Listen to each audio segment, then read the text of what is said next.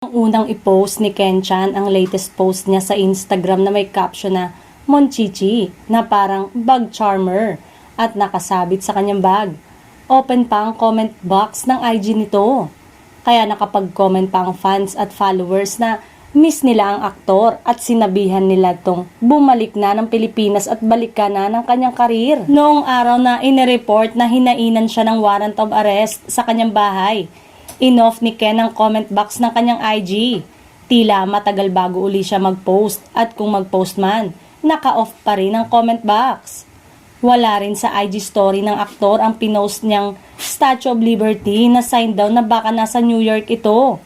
Comment ng netizen, kung nagtatago siya, mali ang ginawa niyang pagpo-post ng Statue of Liberty dahil malalaman kung nasaan siya. Sa X naman ang last post niya at kaya siya nag-post para magpasalamat sa pasado sa pagkakapanalo niyang pinakapasadong aktor para sa pelikulang Papa Mascot.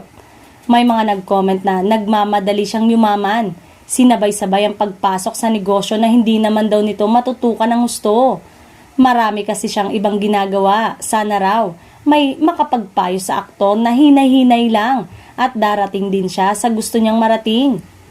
Malala ang kaso niya at non-bailable at ibig sabihin, kapag nahuli siya, hindi siya pwedeng magpiyansa. Forever na siyang makukulong, kaya paano na siya at ang kanyang pamilya?